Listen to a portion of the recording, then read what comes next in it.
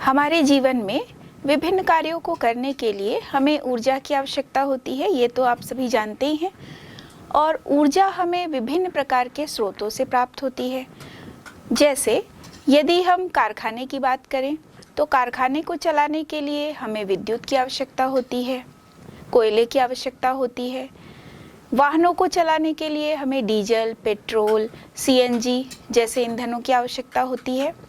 तो इस प्रकार हमने देखा कि विभिन्न प्रकार के जो कार्य हैं इनको करने के लिए हमें ऊर्जा की आवश्यकता होती है।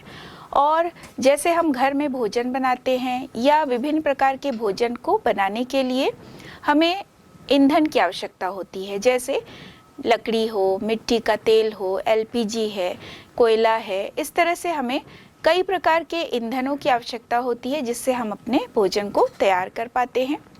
तो आपने देखा कि जिस प्रकार हमारे आसपास हमारे दैनिक जीवन में विभिन्न प्रकार के कार्यों को पूर्ण करने के लिए विभिन्न प्रकार के ईंधनों की आवश्यकता होती है, तो क्या आपके मन में कभी ये ख्याल आता है कि वास्तव में ये ईंधन हमें कैसे प्राप्त हुआ होगा या किस तरह से इन ईंधनों की प्राप्ति होती है जिससे हमारे जीवन की अधिकांश जो आवश्यकताएं हैं उन्हें हम पूरा कर पाते हैं। तो चलिए अब हम इस अध्याय में इसी पर चर्चा करेंगे, कोयला, पेट्रोलियम एवं पेट्रो रसायन, जो कि ईंधन का ही एक स्रोत है विभिन्न कार्यों को करने के लिए जिस प्रकार की ऊर्जा की आवश्यकता होती है। और ये ऊर्जा जो है हमें इसी प्रकार के ईंधनों से प्राप्त होती है। तो चलिए अब हम प्रारंभ करेंगे, वास्तव में कोयला क्या है। जैसे हम ये जानते हैं कि कोयला, पेट्रोल, डीजल हमें विभिन्न प्रकार के स्रोतों से प्राप्त होता है। और क्या आपने सोचा कि क्या इन ईंधनों की प्राप्ति किसी प्रयोगशाला में होती होगी?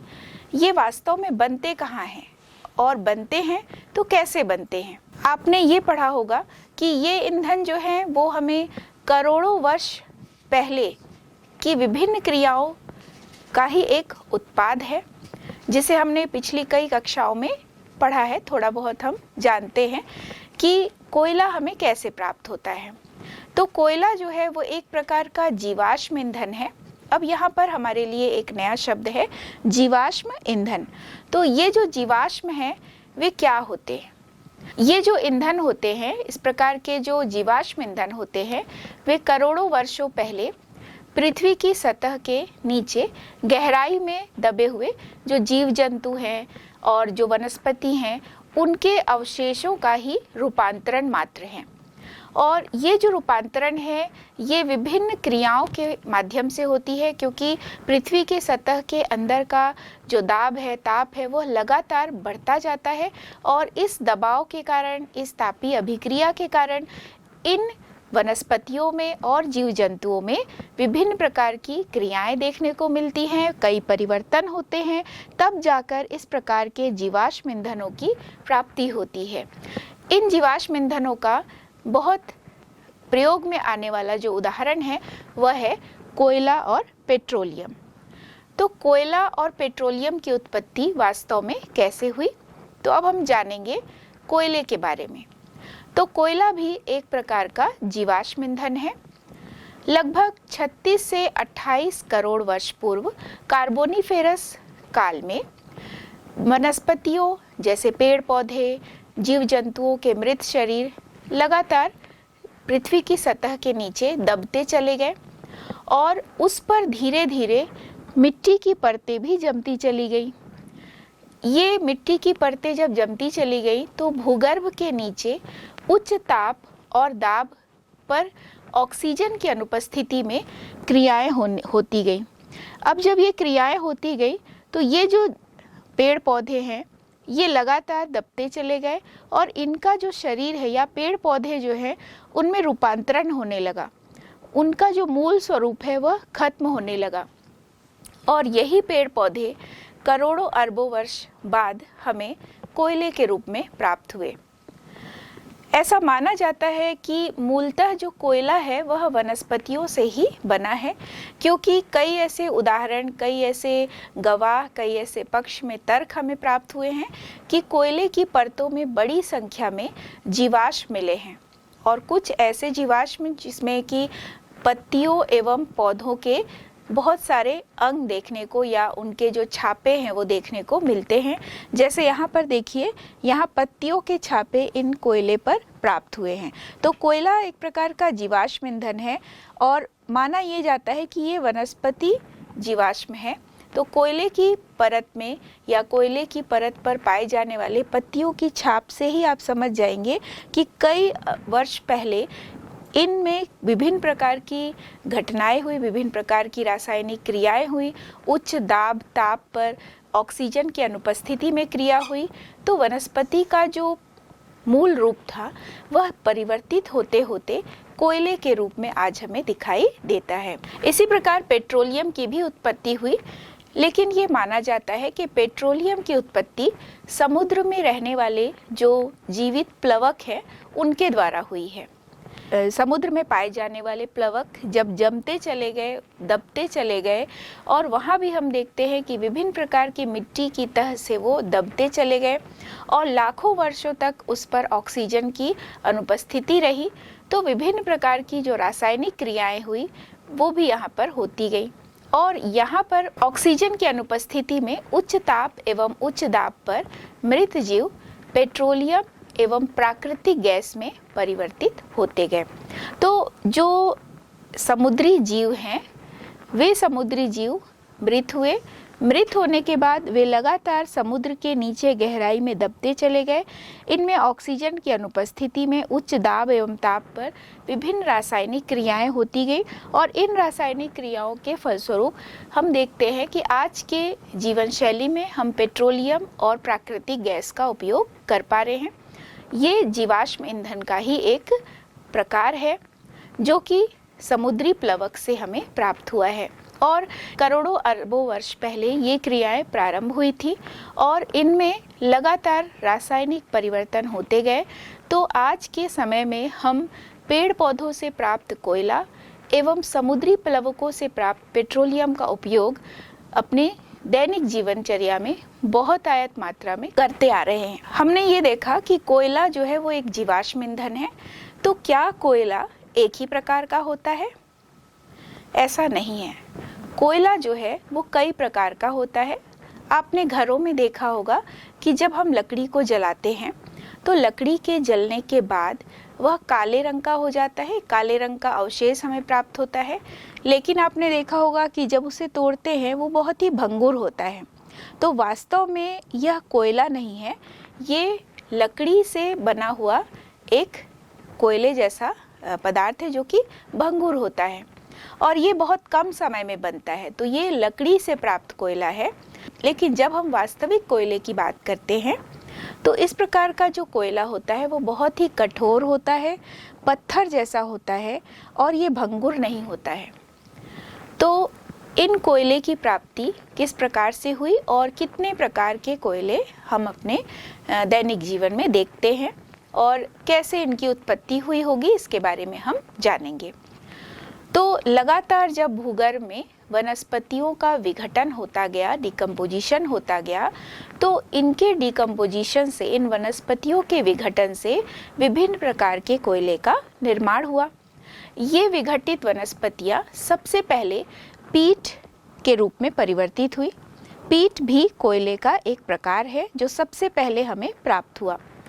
तो ये जो पीट है ये विघटित वनस्पतियों का एक सबसे प्रारंभ में प्राप्त होने वाला कोयले का प्रकार हुआ। अब जब लगातार इसमें उच्च ताप और उच्च दाब पर क्रियाएं होती गई तो हमें अलग अलग स्तर पर कोयले की प्राप्ति होती गई। जैसे पीट के बाद लिग्नाइट, लिग्नाइट के बाद बिटुमिनस, बिटुमिनस के बाद एंथ्रासाइट। तो ये जो कोयले हैं इन सभी में कार्बन और उसके यौगिक होते हैं और कार्बन की प्रतिशत मात्रा इन सभी प्रकारों में अलग अलग होती है और इन सभी प्रकारों में कार्बन के प्रतिशत के आधार पर ही इसके गुणों की व्याख्या भी हम कर पाते हैं।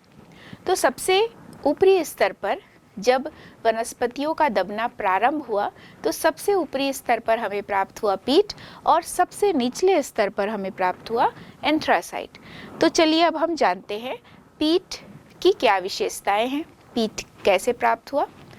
पीट कोयले का ही एक प्रकार है और ये वनस्पतियों का कोयले के रूप में रूपांतरित होने की सबसे पहली अवस्था होती है। इसमें हम देखते हैं कि 25 से 35% कार्बन होता है और इसका उपयोग अधिकतर ईंधन के रूप में किया जाता है।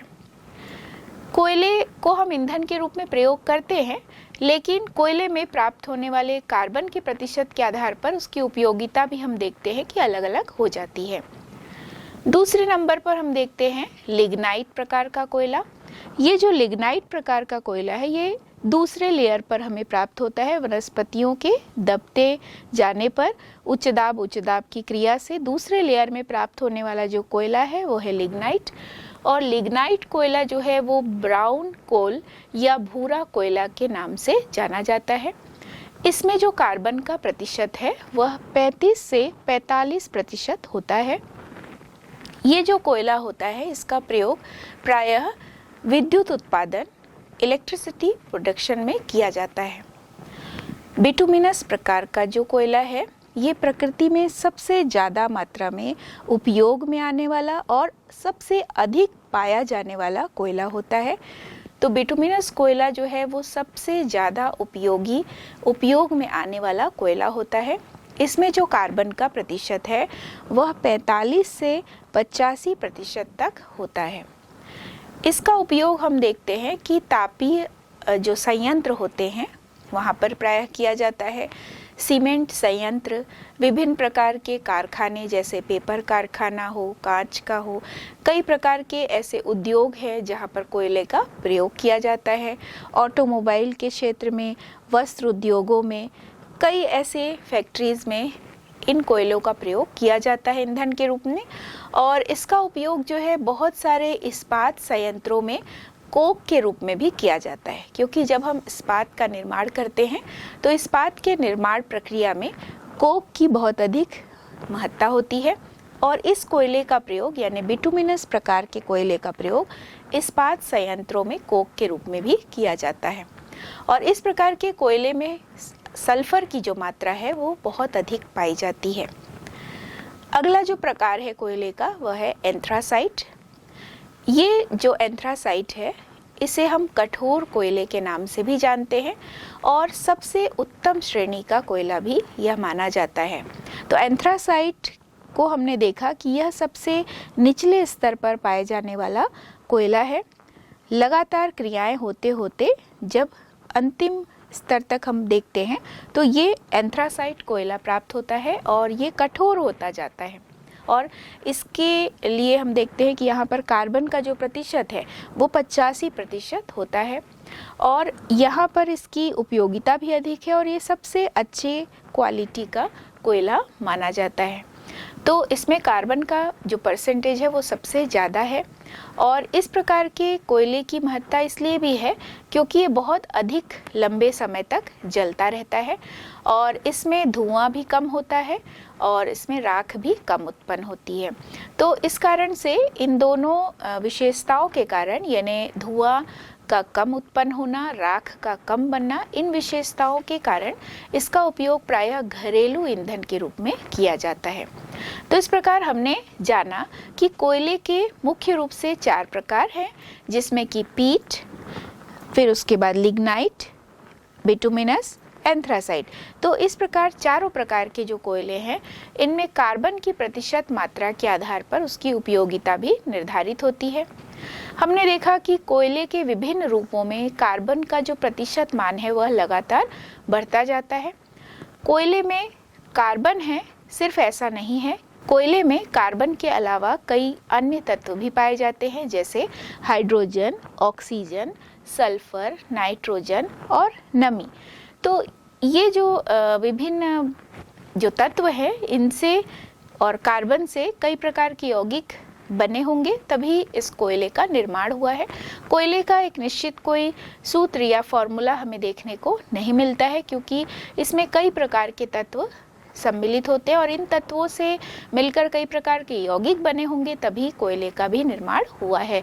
क्योंकि लगातार क्रियाएं होती गई और ये क्रियाएं जो है वो ताप और दाब की उपस्थिति में हो गई, ऑक्सीजन की अनुपस्थिति में हुई, तो कई यौगिक बनते गए, कई यौगिकों में बंध बनते गए, टूटते गए और विभिन्न प्रक्रियाओं के होते होते कोयले का निर्माण आज हमारे सामने है। और कोयले की कितनी उपयोगिता है हमारे दैनिक जीवन में, ये हमने जाना। और हम देखते भी हैं कि हमारी जीवनचर्या में कोयले की कितनी महत्ता है। ये एक बहुत ही उपयोगी जीवाश्म ईंधन है जो करोड़ों वर्षों पूर्व बनना प्रारंभ हुआ और आज तक हम उसका उपयोग करते आ रहे हैं। घरों में भी, फैक्ट्री में, अपने आसपास विभिन्न प्रकार के उद्योगों में हम देखते हैं इसका प्रयोग होता आ रहा है। तो कोयले की जो उपयोगिता है इसमें किस प्रकार से निर्धारित होती है, तो अब हम ये जानेंगे कि वास्तव में समान मात्रा में जब कोयले को जलाया जाता है तो हर एक प्रकार के कोयले की जो ग्रेडिंग होती है वो कैसे निर्धारित की जाती है। तो कोयले की ग्रेडिंग या उसके जलाने पर जो ऊष्मा की मात्रा है उसकी ऊष्मीय क्षमता के आधार पर व्यापारिक उपयोग की दृष्टि से उसकी ग्रेडिंग की जाती है। अर्थात जब हम कोयले को जलाते हैं तो उसकी ऊष्मीय क्षमता कितनी है यह निर्धारित करने के लिए एक पैमाना दिया गया, कोयले का ग्रेड दिया गया, जिसे हम सारणीबद्ध तरीके से पढ़ेंगे और समझेंगे। तो कोयले के लिए जब ग्रेडिंग दी गई तो इसे ग्रॉस कैलोरीफिक वैल्यू या GCV के रूप में भी जानते हैं। तो ग्रॉस कैलोरीफिक वैल्यू को हम देखते हैं कि किलो कैलोरी पर किलोग्राम के रूप में नापा जाता है, यानी इसकी जो इकाई होती है वो किलो कैलोरी पर किलोग्राम होती है। तो अब हम ये समझेंगे कि वास्तव में ये ग्रेडिंग कैसे की गई। तो विभिन्न प्रकार के कोयले की समान मात्रा ली गई और समान मात्रा लेकर ही उसकी ऊष्मीय क्षमता का निर्धारण किया गया। तो चलिए अब हम कोयले के ग्रेड के बारे में समझते हैं। कोयले के ग्रेड को समझने के लिए हम एक सारणी को देखेंगे। इसमें सबसे पहले हम देखते हैं कि ग्रेड को अलग अलग क्रम में विभाजित किया गया है और GCV वैल्यू इसमें दी हुई है। अगर हम ग्रेड 1 की बात करें तो GCV वैल्यू ग्रेड 1 के लिए 7000 से ऊपर है, ग्रेड 2 के लिए 6701 से 7000 तक है, ग्रेड 3 के लिए 6401 से 6700 तक है, ग्रेड 4 के लिए 6101 से 6400 तक है, ग्रेड 5 के लिए इसी प्रकार हम देखते हैं कि 5801 से 6100 तक होती है, ग्रेड 6 के लिए हम देख रहे हैं 5501 से 5800 तक है, ग्रेड 7 के लिए 5201 से 5500 तक है और इसी प्रकार हम देख रहे हैं कि ग्रेड 8 के लिए 4901 से 5200 तक होती है। और यहाँ पर हम देख रहे हैं कि जो ग्रेड 8 है उसमें 4901 से 5200 तक है, ग्रेड 9 में हम देख रहे हैं 4601 से 4900 तक होती है। यहाँ पर जितने भी ग्रेड के रूप में हम अलग अलग कोयले का प्रकार देख रहे हैं ये GCV वैल्यू जो है वो किलो कैलोरी पर किलोग्राम ली गई है। तो इसी प्रकार जब हम ग्रेड 10 की बात करते हैं तो ग्रेड 10 में 4301 से 4600 तक सकल कैलोरी मान या ग्रेड कैलोरीफिक वैल्यू मानी जाती है। ग्रेड 11 के लिए 4001 से 4300 तक है, ग्रेड 12 के लिए 3701 से 4000 तक है, ग्रेड 13 के लिए 3401 से 3700 तक है, ग्रेड 14 के लिए 3101 से 3400 तक है, ग्रेड 15 के लिए 2801 से 3100 तक है, ग्रेड 16 के लिए 2501 से 2800 तक है और ग्रेड 17 के लिए 2201 से 2500 तक होती है। तो ये जितनी भी ग्रेड हम 1 से लेके 17 तक देखते हैं कोयले के प्रकार की, सब ऊष्मीय क्षमता के आधार पर दी गई है और कोयले की ग्रेडिंग के अनुसार कोयले का जो उपयोग है वह निर्धारित होता है। हमारे छत्तीसगढ़ में भी कोयला कई क्षेत्रों में पाया जाता है और बहुत अधिक मात्रा में कोयला जो है वो हमारे छत्तीसगढ़ राज्य में पाया जाता है। ये जो कोयला है अलग अलग क्षेत्रों में पाए जाने वाला, सबकी ग्रेडिंग अलग अलग होती है। अब हम ये जानने का प्रयास करेंगे कि छत्तीसगढ़ में कोयला जो है वह किन किन क्षेत्रों में प्रायः देखा गया है, किन किन क्षेत्रों में पाया जाता है, और जो कोयला पाया जाता है उसकी ग्रेडिंग किस प्रकार से होती है और किस प्रकार के ग्रेडिंग वाले कोयले किन किन क्षेत्रों में पाए जाते हैं। तो कोयले के भंडारण में, उसके उत्खनन में, यानी कोयले को प्राप्त करने की, यानी कोयला जो खदान है उस क्षेत्र में हमारा छत्तीसगढ़ जो है वो भारत में एक महत्वपूर्ण स्थान रखता है। हमारे छत्तीसगढ़ प्रांत के कई ऐसे क्षेत्र हैं जिसमें कोयले के उत्पादन से बहुत सारे लोगों की आजीविका है वो चलती है और बहुत ही एक अच्छा एक उपयोगी क्षेत्र ये माना जाता है कोयला उद्योग का। और ये छत्तीसगढ़ की एक पहचान भी है। छत्तीसगढ़ के विभिन्न क्षेत्रों में जैसे कोरबा, रायगढ़, सरगुजा, कोरिया, ये सब जो है वो कोयले की भूमिगत खदान के लिए महत्वपूर्ण हैं और खुली खदानों के लिए जाने जाते हैं। तो अलग अलग जो क्षेत्र हैं जहाँ कहीं पर खुली खदानें हैं, कहीं भूमिगत खदानें हैं, लेकिन कोयले का उत्पादन बहुत अधिक इन क्षेत्रों में होता है। कोरबा जिले में जो रजगामार क्षेत्र है, बगदेवा क्षेत्र है, सुराकछार क्षेत्र है या बाकी मोगरा क्षेत्र है, इन खदानों में जो ग्रेड है कोयले का वो G4 और G5 प्रकार का होता है। इसके अलावा जो गेवरा है, दीपिका है, कुसमुंडा है, ये जो खदान हैं कोरबा क्षेत्र में ही आते हैं ये। इन खदानों में ग्रेड 11 प्रकार का कोयला पाया जाता है। हमारे छत्तीसगढ़ में जो NTPC है, CACB, NTPC यानी नेशनल थर्मल पावर कॉरपोरेशन और CACB यानी छत्तीसगढ़ स्टेट इलेक्ट्रिसिटी बोर्ड जैसे जो तापीय संयंत्र है, इनमें कोयले का बहुत अधिक उपयोग होता है। और छत्तीसगढ़ में विभिन्न जो एल्यूमिनियम संयंत्र हैं जैसे बालको में है और इस्पात संयंत्र जैसे भिलाई में, और इस प्रकार तापीय और इस्पात संयंत्र रायगढ़ में भी है। रायपुर के सिलतरा क्षेत्र में स्थित जो विभिन्न औद्योगिक संयंत्र है, यहाँ पर भी कोयले का बहुत अधिक उपयोग होता है।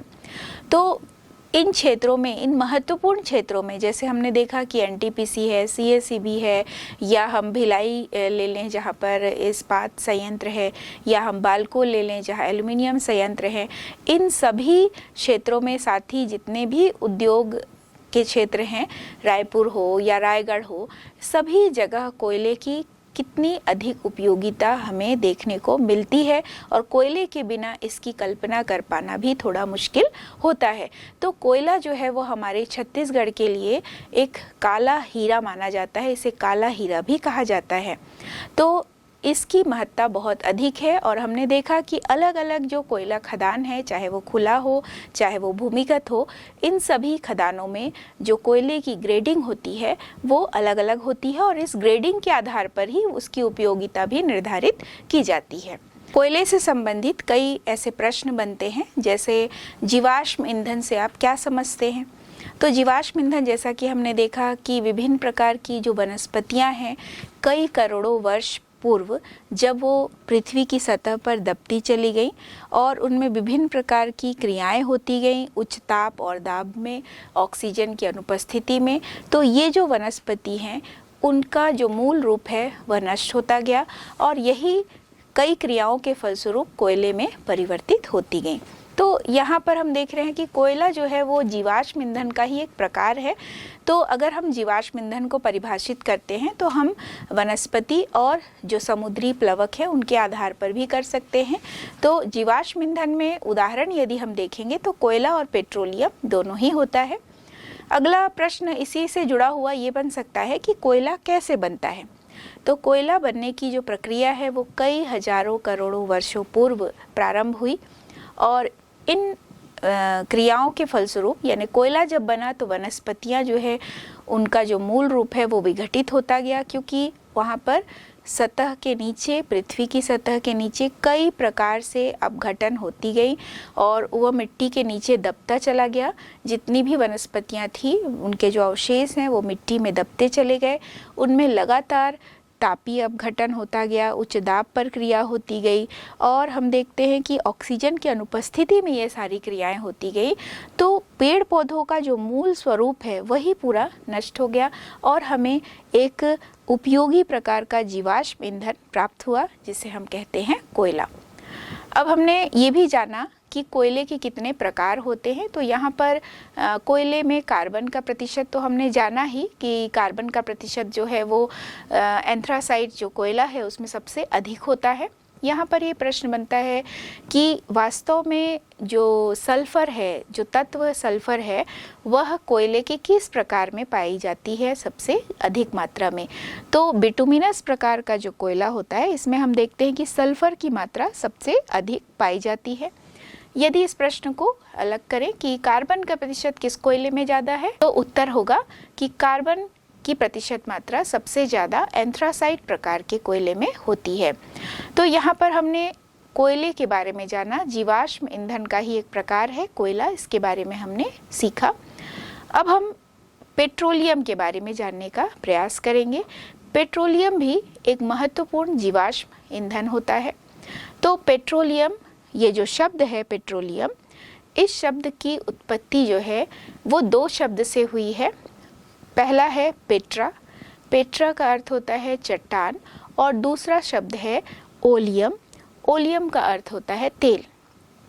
तो ये जो दोनों शब्द हैं इनसे मिलकर बना है पेट्रोलियम, अर्थात चट्टान का तेल।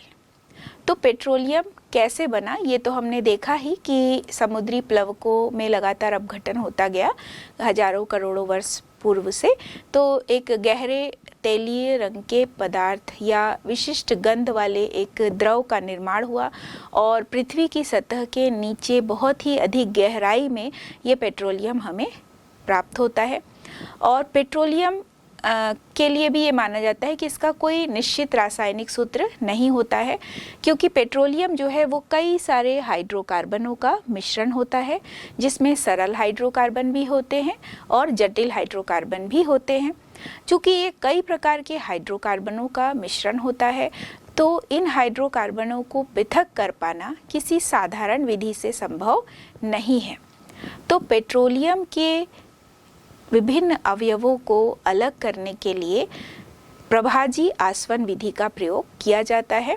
तो साधारण विधि से इनके घटकों को अलग करना संभव नहीं है और वास्तव में पेट्रोलियम से ही विभिन्न प्रकार के उपयोगी जो ईंधन हैं या उपयोगी जो पदार्थ हैं जैसे पेट्रोल, डीजल, नेफ्था, गैसोलीन, ये सब हमें प्राप्त होती है, जिसकी उपयोगिता हमारे दैनिक जीवन में बहुत अधिक होती है। तो जब हम पेट्रोलियम का प्रभाजी आसवन करते हैं तो प्रभाजी आसवन शब्द को समझने के लिए हमें साधारण जो आसवन शब्द है उसे पहले समझना होगा। आसवन शब्द जो है वो वाष्पन और संघनन दोनों का मिश्रित स्वरूप होता है। वाष्पन यानी किसी भी द्रव का वाष्प में परिवर्तित होना और संघनन यानी किसी भी वाष्प का ठंडा होकर वापस द्रव रूप में परिवर्तित होना। यानी आसवन जो है वो दो शब्दों से मिलकर बना है, वाष्पन और संघनन। वाष्पन में क्या होता है, जब द्रव परिवर्तित होता है वाष्प में तो वाष्पन हुआ, और जब ये वाष्प है वह जब ठंडा होगा और ठंडा होकर वो परिवर्तित होता है द्रव रूप में। तो दोनों प्रक्रियाओं को जब मिलाते हैं, मिश्रित करते हैं, तो यहाँ एक शब्द बनता है जिसे हम कहते हैं आसवन। तो आसवन से ही उत्पत्ति हुई है। आसवन के ही प्रकार में एक आता है प्रभाजी आसवन। तो आसवन और प्रभाजी आसवन दोनों में क्या अंतर है? तो यदि हम दो द्रव लें, दो द्रवों का मिश्रण लेते हैं और दो द्रवों के मिश्रण से पहले हम आसवन की क्रिया को समझने का प्रयास करेंगे। यदि दो द्रवों को गर्म किया जाए, दोनों द्रवों के मिश्रण को गर्म किया जाए, तो ये दोनों ही वाष्पीकृत होते हैं। जब दोनों ही वाष्पीकृत होंगे और फिर उसे ठंडा करेंगे तो वापस दोनों ही फिर से ठंडे हो जाते हैं। तो सामान्य जब हम तापमान लेते हैं तो सभी द्रव जो है वो लगातार वाष्पित होते जाते हैं, लेकिन जब हम गर्म करते हैं और अधिक गर्म करते हैं, गर्म करने पर उसकी जो वाष्पन की क्रिया है वह बढ़ती जाती है। और जब हम देखते हैं कि वाष्प बनने की जो मात्रा होती है वह द्रव के क्वथनांक के व्युत्क्रमानुपाती होती है। अब यहाँ पर एक नया शब्द आ गया कि वाष्पन का और क्वथनांक का क्या संबंध है। तो वाष्पन और क्वथनांक का उल्टा संबंध होगा, यानी जिस तापमान पर वह वाष्प में परिवर्तित होता है वह तापमान जो है वो क्वथनांक होता है। तो यदि किसी की वाष्प की मात्रा बढ़ती जा रही है, यानी उसका क्वथनांक जो है वो कम है, यानी कम तापमान पर ही वह द्रव जो है वो वाष्प में परिवर्तित होता गया, तो किसी भी द्रव की वाष्प बनने की जो मात्रा होती है वह उसके क्वथनांक के व्युत्क्रमानुपाती होती है। क्वथनांक कम होगा तो वाष्प बनने की दर जो है वो बढ़ेगी। तो यहाँ पर हम देखते हैं कि किसी भी द्रव का क्वथनांक यदि कम होगा तो वाष्प उसमें अधिक बनेगा, और यदि क्वथनांक अधिक है, उच्च है, तो द्रव की जो वाष्प है वो कम बनेगी। और इसी प्रकार से इन वाष्पों को जब ठंडा करते हैं तो जो निम्न क्वथनांक वाले जो द्रव हैं उनको ठंडा करने पर अधिक मात्रा में द्रव प्राप्त होगा, और उच्च क्वथनांक वाले जो द्रव हैं उनको जब ठंडा करते हैं तो द्रव की मात्रा कम प्राप्त होगी।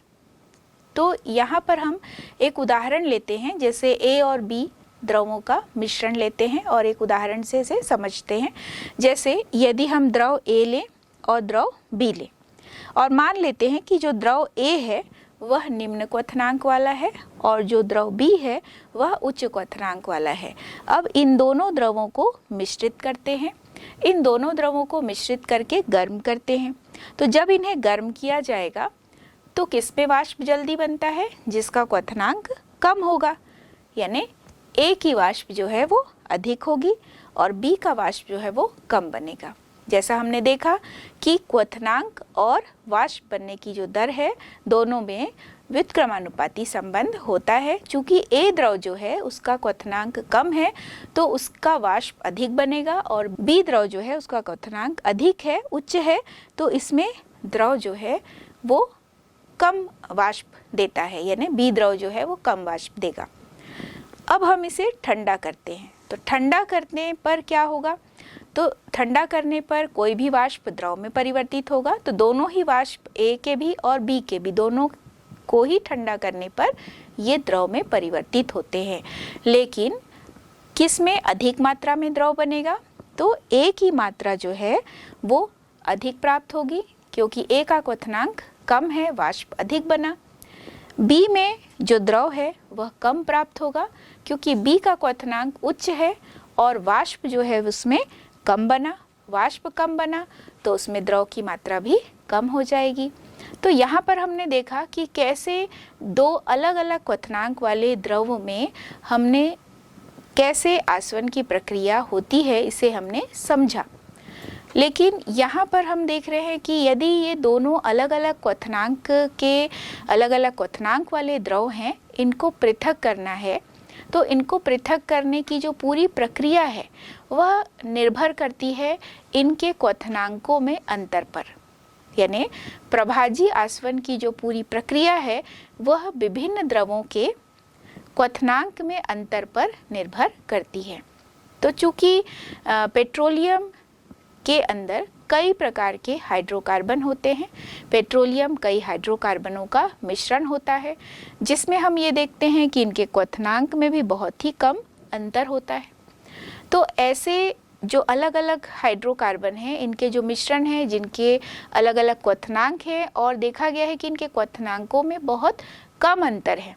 तो जब कम अंतर वाले क्वथनांक वाले द्रवों को अलग करना है तो इन्हें अलग करने के लिए इन्हें प्रभाजों में अलग करना होता है, और इसके लिए जो आसवन अपनाई जाती है वह प्रभाजी आसवन या फ्रैक्शनल डिस्टिलेशन प्रोसेस प्रयोग में लाई जाती है।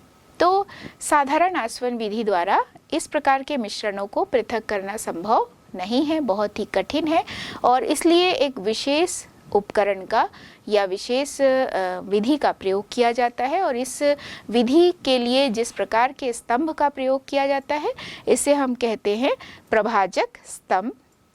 तो यहाँ पर हम देख रहे हैं कि इन प्रभाजक स्तंभों में अलग अलग प्रकार से पेट्रोलियम के घटकों की प्राप्ति होती है। यहाँ पर हम प्रभाजी आसवन की परिभाषा को समझेंगे।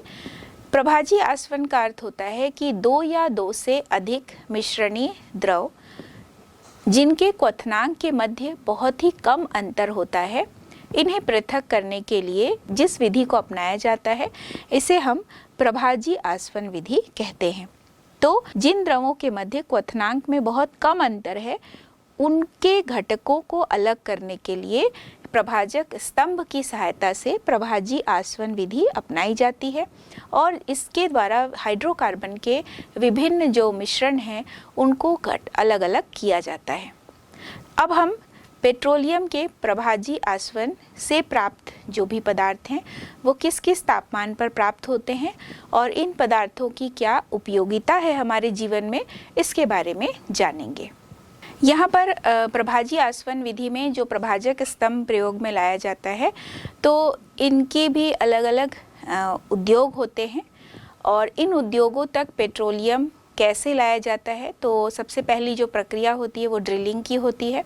ड्रिलिंग के द्वारा जो गर्म जो कच्चा तेल होता है, क्रूड ऑयल होता है, क्रूड ऑयल को लेकर ही पेट्रोलियम के प्रभाजी आसवन में इसका प्रयोग करते हैं और अलग अलग हाइड्रोकार्बन के स्तर में अलग अलग प्रकार के पदार्थों की प्राप्ति होती है।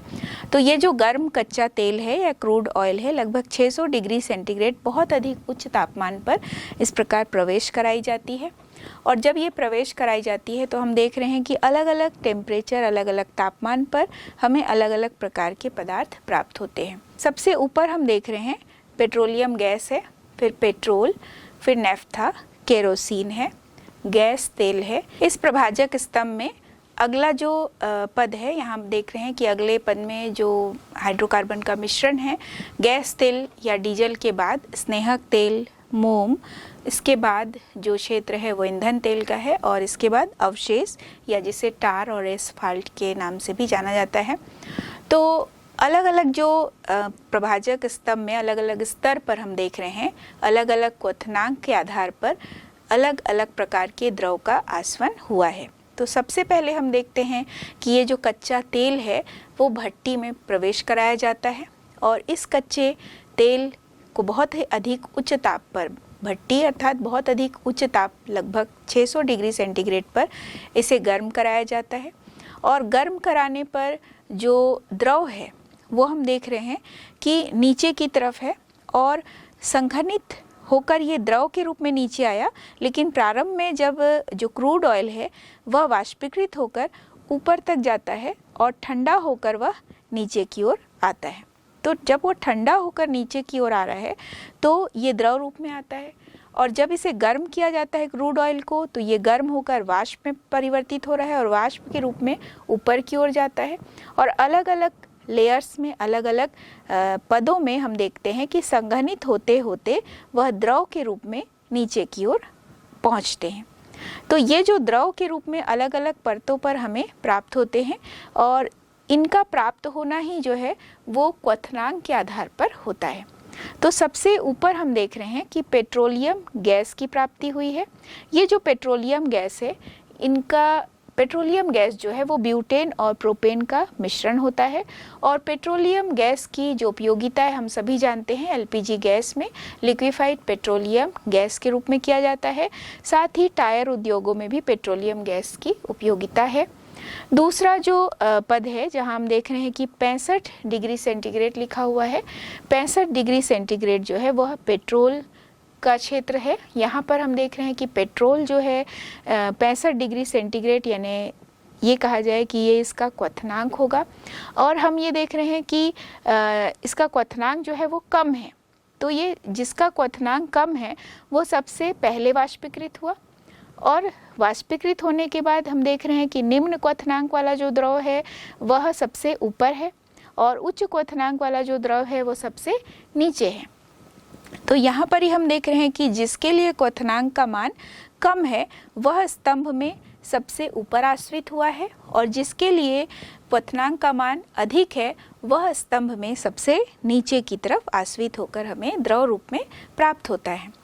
यहाँ पर हम देखें कि 65 डिग्री सेंटीग्रेड पर हमें पेट्रोल प्राप्त हुआ। पेट्रोल की उपयोगिता आप सभी जानते हैं, मोटर कार वगैरह में ईंधन के रूप में प्रयोग किया जाता है।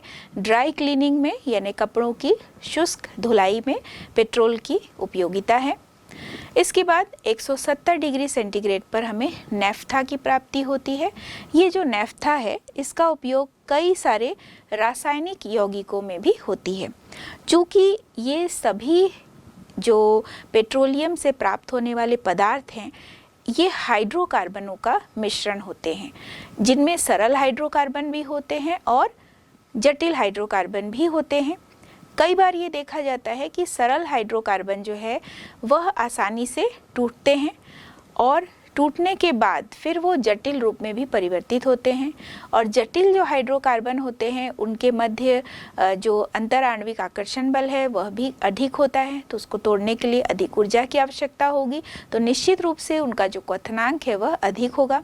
और जहाँ पर हम देखते हैं कि हाइड्रोकार्बनों के मध्य इंटरमॉलिक्यूलर जो अट्रैक्शन है, अंतराण्विक आकर्षण बल है, वह यदि कम होगा तो उनको तोड़ने के लिए बहुत कम ऊर्जा की आवश्यकता होगी, तो वो निम्न क्वथनांक वाले मिश्रण होंगे हाइड्रोकार्बन के। तो ये तो हमने देखा ही कि जो निम्न क्वथनांक वाले हाइड्रोकार्बन है उससे हमें आसवन की जो प्रक्रिया है वो जल्दी देखने को मिलती है और अधिक मात्रा में द्रव भी प्राप्त होता है, और प्रभाजक स्तंभ में सबसे ऊंचाई पर हमें ऐसे ही हाइड्रोकार्बनों का मिश्रण मिलता है जिनके लिए क्वथनांक का मान कम होता है। नैफ्था भी पेट्रोलियम से प्राप्त एक ऐसा उत्पाद है जिसका उपयोग कई सारे रासायनिक यौगिकों को बनाने में किया जाता है। इसके बाद है केरोसिन का लेयर जो 250 डिग्री सेंटीग्रेड पर आश्वित हो रहा है। आश्वित शब्द से अब तक आप परिचित हो चुके हैं, किसी भी द्रव का वाष्पीकृत होना, वाष्पीकृत होने के बाद उसका वापस ठंडा होकर द्रव रूप में परिवर्तित होना, दोनों का जो सम्मिलित स्वरूप है वह आसवन है। तो केरोसिन इस क्षेत्र में प्राप्त होता है 250 डिग्री सेंटीग्रेड पर। केरोसिन का प्रयोग जो है प्रायः घरेलू ईंधनों में, कई जेट वायुयान में इसका उपयोग किया जाता है। इसके बाद 340 डिग्री सेंटीग्रेड पर गैस तेल या डीजल की प्राप्ति होती है। डीजल का उपयोग जो है वो रेलगाड़ी के इंजन में ईंधन के रूप में किया जाता है, जनरेटर में इसका प्रयोग किया जाता है, कई सारे भारी वाहनों में इसका प्रयोग किया जाता है। 340 डिग्री सेंटीग्रेड पर हम देखते हैं कि पेट्रोलियम के मिश्रण का जो आसवन हुआ है, इस आसवन से जो पदार्थ प्राप्त हुआ वह है डीजल, जिसे हम गैस तेल के नाम से भी जानते हैं। इसके बाद 500 डिग्री सेंटीग्रेड पर पेट्रोलियम के प्राप्ति में या क्रूड ऑयल से पेट्रोलियम के घटकों की प्राप्ति में 500 डिग्री सेंटीग्रेड पर आसवन के बाद जो हमें क्षेत्र प्राप्त हुआ वह स्नेहक तेल और मोम प्राप्त हुआ। स्नेहक तेल का प्रयोग जो है वो मशीनों में स्नेहक तेल के रूप में किया जाता है, मोमबत्ती में किया जाता है, वैसलीन में किया जाता है, ग्रीस, जूता पॉलिश, इन सब में इस प्रकार के पदार्थों का प्रयोग किया जाता है। तो हम देख रहे हैं कि पेट्रोलियम के प्रभाजी आसवन के द्वारा जो अलग अलग क्षेत्र में हमें हाइड्रोकार्बन के मिश्रण से ही अलग अलग बहुत ही उपयोगी पदार्थों की प्राप्ति होती है, जिनके क्वथनांकों में अंतर है और इसी वजह से इनके आसवन से अलग अलग उपयोगी पदार्थों की प्राप्ति हो रही है। इसके बाद जो अगला क्षेत्र है ईंधन तेल का, इस ईंधन तेल या फ्यूल ऑयल के द्वारा जहाज को चलाया जाता है, भट्टियों में, कई प्रकार के बॉयलर में इनका उपयोग ईंधन के रूप में किया जा रहा है। इसके बाद अंत में कच्चे तेल के भट्टी में गर्म करने के बाद, आसवन होने के बाद अलग अलग क्षेत्र में अलग अलग उपयोगी पदार्थों की प्राप्ति हुई और इन उपयोगी पदार्थों के उपयोगिता भी हमने देखा। अंत में जो हम देख रहे हैं वो है अवशेष, रेसिड्यू। ये भी उपयोग में आता है। रोड वगैरह बनाने में जो डामर का प्रयोग किया जाता है, जिसे हम टार कहते हैं, एस्फाल्ट कहते हैं, तो टार एस्फाल्ट बनाने में भी इनके अवशेष का उपयोग किया जाता है। तो यहाँ पर हमने पेट्रोलियम के प्रभाजी आसवन के द्वारा अलग अलग क्षेत्र में पाए जाने वाले घटकों को जाना, उसकी उपयोगिता को जाना। यहाँ हम देखते हैं कि पेट्रोलियम का जब प्रभाजी आसवन किया गया तो सबसे पहले कच्चे तेल को भट्टी में गर्म किया गया और इसके वाष्प को इस प्रभाजक स्तंभ में निचले भाग तक पहुंचाया गया। तो जब ये प्रभाजक स्तंभ से पास होता है ये कच्चा तेल, तो सबसे पहले वाष्प के रूप में ये मिश्रण के ऊपरी स्तंभ तक जाता है। वहाँ पर यह ठंडा होता है और ठंडा होकर संघनित होकर द्रव के रूप में यह वापस नीचे की ओर आता है। इस स्तंभ में हम देख रहे हैं कि आसवन की क्रिया जो है वो लगातार चलती जाती है। चूंकि प्रभाजी आसवन है तो अलग अलग क्वथनांक पर अलग अलग प्रकार के पदार्थों की प्राप्ति होती है। तो चूंकि ये जो प्रक्रिया है वो लगातार चलती है, इस वजह से यहाँ पर देख रहे हैं कि क्यों ऐसी प्रक्रिया चल रही है, क्योंकि गर्म वाष्प के कारण संघनित द्रव जो है वो पुनः वाष्प में बदल जाता है। इस प्रकार हम देखते हैं कि जो निम्न क्वथनांक वाले यौगिक हैं वह स्तंभ के ऊपरी भाग में आश्रित हो रहे हैं और इसे अलग कर लिया गया। इसके बाद हम देखते हैं कि स्तंभ से जैसे जैसे ऊपर से नीचे की ओर आते हैं तो निम्न क्वथनांक से उच्च क्वथनांक वाले द्रव अलग कर लिए जाते हैं। अलग अलग क्वथनांक वाले द्रवों को प्रभाजक स्तंभ में प्रभाज के रूप में पृथक कर लिया जाता है और सभी की उपयोगिता को भी हमने बहुत अच्छे से समझा। तो हमने ये देखा कि पेट्रोलियम के प्रभाजी आसवन से विभिन्न प्रकार के महत्वपूर्ण पदार्थों की प्राप्ति होती है और आज के इस आधुनिक युग में इस प्रकार के उद्योग की निर्भरता जो है बहुत अधिक हो गई है हमारे आधुनिक जीवन शैली में, क्योंकि पूरी की पूरी आधुनिक जीवन शैली जो है वो इन उद्योगों पर ही आधारित हो गई है और इन उद्योगों में कोयला, पेट्रोलियम की कितनी महत्ता है ये भी हमने समझा और वास्तव में पेट्रोलियम के प्रभाजी आसवन से जो उपयोगी पदार्थ प्राप्त होते हैं उसका हमारे जीवन में कितना प्रभाव है इसको भी हमने समझा। अब हम पेट्रोलियम पर आधारित कुछ प्रश्नों को समझेंगे, जैसे प्रभाजी आसवन किसे कहते हैं। तो जैसा हमने देखा कि जब दो द्रवों के मध्य क्वथनांक में बहुत कम अंतर होता है तो उन्हें पृथक करने के लिए प्रभाजी आसवन का प्रयोग किया जाता है ताकि दो द्रवों को पृथक किया जा सके और इनको पृथक करने के लिए प्रभाजक स्तंभ का प्रयोग किया जाता है। क्योंकि इस आसवन की प्रक्रिया में प्रभाजक स्तंभ प्रयोग में लाया जाता है तो इस प्रक्रिया को प्रभाजी आसवन कहा जाता है। अब हम ये समझेंगे कि वास्तव में पेट्रोलियम का प्रभाजी आसवन क्यों आवश्यक है और प्रभाजक स्तंभ में कौन सी गैस है जो सबसे ऊपरी क्षेत्र में प्राप्त होती है। तो पेट्रोलियम का प्रभाजी आसवन इसलिए आवश्यक है क्योंकि पेट्रोलियम का कोई रासायनिक सूत्र नहीं होता है।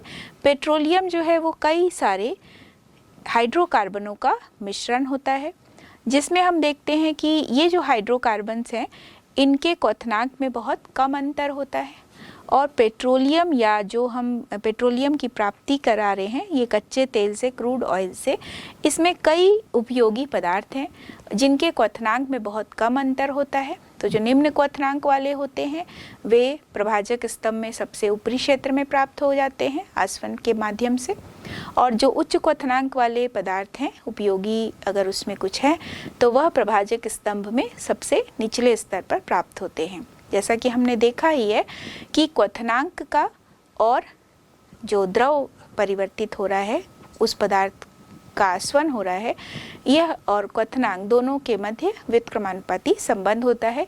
निम्न क्वथनांक वाला जो द्रव है उसमें वाष्प जल्दी बनता है, अधिक बनता है और द्रव भी अधिक बनेगा।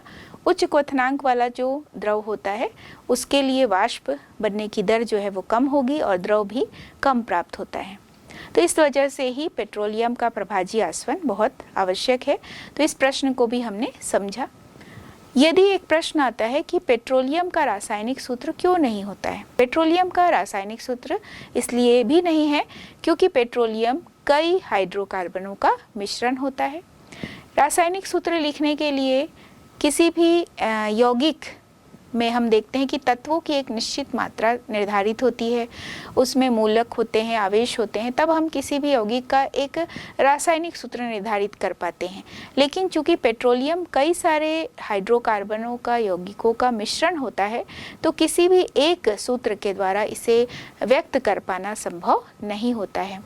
और एक प्रश्न हमने देखा कि प्रभाजक स्तंभ में सबसे ऊपरी क्षेत्र में जो गैस प्राप्त होती है उसका क्या नाम है। तो हमने देखा ही है कि प्रभाजक स्तंभ में सबसे ऊपरी क्षेत्र में पेट्रोलियम गैस प्राप्त होती है और पेट्रोलियम गैस जो है वो ब्यूटेन प्रोपेन का मिश्रण होता है। इसका प्रयोग जो है वो एलपीजी में लिक्विफाइड पेट्रोलियम गैस के रूप में किया जाता है, जो घरेलू ईंधन है उसके रूप में इसका प्रयोग किया जाता है, टायर उद्योग में इसका प्रयोग किया जाता है। तो पेट्रोलियम गैस की भी बहुत अधिक उपयोगिता है हमारे जीवन में। अब हम पेट्रो रसायन क्षेत्र के बारे में समझेंगे। पेट्रो रसायन क्षेत्र जो है वह आज के आधुनिक जीवन शैली की एक बहुत ही चर्चित, बहुत ही महत्वपूर्ण एक क्षेत्र माना जाता है, जिसमें पेट्रोलियम से उत्पन्न विभिन्न जो रसायन हैं उनको सम्मिलित किया गया है। नाम से स्पष्ट है, पेट्रो रसायन यानी पेट्रोलियम से प्राप्त विभिन्न रसायन, पेट्रोलियम से प्राप्त जो केमिकल्स हैं उनको पेट्रो रसायन के क्षेत्र में अध्ययन किया जाता है। तो पेट्रो रसायन के प्रारंभिक उपयोग की कहानी तो बहुत ही रोचक है। बहुत पहले खाड़ी क्षेत्रों में पेट्रोलियम जो है वो धीरे धीरे गड्ढों के अंदर से अपने आप ही निकलता था। इसमें उपस्थित जो पदार्थ थे वो बहुत ही वाष्पशील होते थे। तो कुछ समय बाद ये देखा गया कि इसमें से एक चिपचिपा पदार्थ बच जाता था। तो इसका उपयोग नाव वगैरह में या नाव को जल रोधी बनाने के लिए किया जाता था। यानी पेट्रोलियम के प्राप्ति के लिए जो कच्चा तेल है, मान के चलें कि वह समुद्र के बिल्कुल गहराई में था और ये चूँकि बहुत सारे हाइड्रोकार्बनों का मिश्रण हुआ करता था, तो इनका वाष्पन या इसकी वाष्पशील गुण के कारण जब पूरा का पूरा वाष्पन हो जाता था तो हम देखते थे कि अंत में एक चिपचिपा पदार्थ बच गया। तो लोगों ने इस चिपचिपे पदार्थ को भी नाव को जल रोधी बनाने के लिए उपयोग में लाया। तो लोगों ने इस चिपचिपे पदार्थ के उपयोग करके मकान बनाने के लिए, ईंटों को जोड़ने के लिए, पत्थरों को जोड़ने के लिए उपयोग किया। 200 वर्ष पूर्व इस पेट्रोलियम से मिट्टी के तेल की प्राप्ति हुई या मिट्टी के तेल को अलग किया गया। फिर हमने देखा कि इस मिट्टी के तेल की कितनी उपयोगिता है। मिट्टी के तेल के द्वारा ईंधन और प्रकाश, इन सभी क्षेत्र में इसका उपयोग किया जाने लगा। यानी हम पुराने समय में देखते थे कि जब पढ़ाई किया जाता था तो मिट्टी के तेल की ढिबरी बनाई जाती थी और उसमें बैठकर पढ़ाई करते थे। उस ज़माने में विद्युत का उत्पादन या उसके कोई सोर्स नहीं थे, तो मिट्टी के तेल से जो बनने वाले ढिबरी हैं जिसका प्रयोग बच्चे पढ़ाई में करते थे या विभिन्न क्षेत्रों में रात के समय में उजाले के लिए, प्रकाश के लिए इसका प्रयोग किया जाने लगा। 19वीं शताब्दी में फिर देखा गया कि पेट्रोलियम से प्राप्त एक जेली नुमा पदार्थ भी है। इन जेली नुमा पदार्थों का प्रयोग अपने जख्म को भरने के लिए या जलने के उपचार में करते थे। इसके आधार पर इसका उपयोग जो है वो सौंदर्य प्रसाधनों में भी, कॉस्मेटिक्स में भी किया जाने लगा। पेट्रोलियम जो जेली है इसकी शुरुआत ही यहीं से हुई, क्योंकि इसमें जो पेट्रोलियम से प्राप्त होने वाले जो अलग अलग पदार्थ हैं वह एकदम से हमें प्राप्त नहीं हुए। लगातार इसमें खोज चलती गई और पुराने कई वर्षों के शोध का परिणाम है कि आज हमें पेट्रोलियम के प्रभाजी आसवन से विभिन्न प्रकार के उपयोगी पदार्थ प्राप्त होते हैं। तो पेट्रो रसायन के क्षेत्र में हम देखते हैं कि विभिन्न प्रकार के उपयोगी पदार्थों से अपमार्जक बनते हैं, यानी डिटर्जेंट की भी प्राप्ति होती है। पॉलिएस्टर, नायलॉन, एक्राइलिक जैसे रेशे की भी प्राप्ति हुई है। पॉलीथीन जो कि एक बहुत ही उपयोगी बहुलक भी है जिसका उपयोग आज किया जाता है, और कई प्रकार के प्लास्टिक हैं जिसका उपयोग जो है औद्योगिक क्षेत्रों में किया जाता है। औद्योगिक एक पूरा उद्योग का निर्माण हुआ, एक बहुत ही उपयोगी उद्योग कहें जिसका निर्माण जो है वो पेट्रो रसायन की उत्पत्ति है। और आज हम देखते हैं कि इस प्लास्टिक उत्पादन के द्वारा एक क्रांतिकारी परिवर्तन आई है। पूरी जीवन शैली को ही इस प्लास्टिक उत्पादन में ने बदल कर रख दिया है। आज हम अपने जीवन की कल्पना करने में सोचते हैं कि कहीं ये प्लास्टिक उद्योग नहीं होता तो क्या होता, क्योंकि हमारे जीवन में अगर हम अपने दिन की शुरुआत से लेकर रात के सोने तक किसी भी वस्तु को यदि विश्लेषण करें कि जो हम प्रयोग करते हैं तो उसमें कितने प्रतिशत भाग हम प्लास्टिक का करते हैं। तो तो वास्तव में प्लास्टिक का उपयोग विश्व के लिए चिंताजनक स्थिति है, लेकिन फिर भी हम इसका प्रयोग करते हैं। तो कई बार ये मिथ्या भ्रम भी है कि सभी प्लास्टिक जो है वो उपयोगी है या नहीं है। तो प्लास्टिक का जो क्षेत्र है, प्लास्टिक की जो उपयोगिता है, इसका क्षेत्र जो है वो पूरी तरह से पेट्रो रसायन से जुड़ा हुआ है और पेट्रो रसायन की ही देन है आज हमारे जीवन में जो क्रांतिकारी परिवर्तन आया है, यह इसकी ही एक उपलब्धि है और यह हमारे देश की या पूरे विश्व की अर्थव्यवस्था को बढ़ाने के लिए, अर्थव्यवस्था को मजबूत करने का एक क्षेत्र भी माना जाने लगा है। विभिन्न क्षेत्रों में, चाहे हम कार ले लें, चाहे हम अपने घरेलू उपयोग की वस्तु ले लें, बाल्टी, मग, कटोरे, ग्लास, बॉटल, जितने भी हम अपने आसपास किसी कुर्सी टेबल को ले लें, अलमारी ले लें या अपने घर के फर्नीचर ले लें, सभी में कहीं ना कहीं प्लास्टिक की उपयोगिता देखने को मिलती है। ये भी पेट्रो रसायन की ही देन होती है और विभिन्न क्षेत्रों में इससे बनी जो वस्तुओं का व्यापक प्रयोग हो रहा है, इसके कारण ही इस पेट्रो रसायन के क्षेत्र की जो महत्ता है वो लगातार बढ़ती जा रही है। तो हम पढ़ेंगे कि प्लास्टिक का पुनः चक्रण कैसे किया जाएगा या प्लास्टिक का पुनः चक्रण करने का आधार क्या क्या होता है।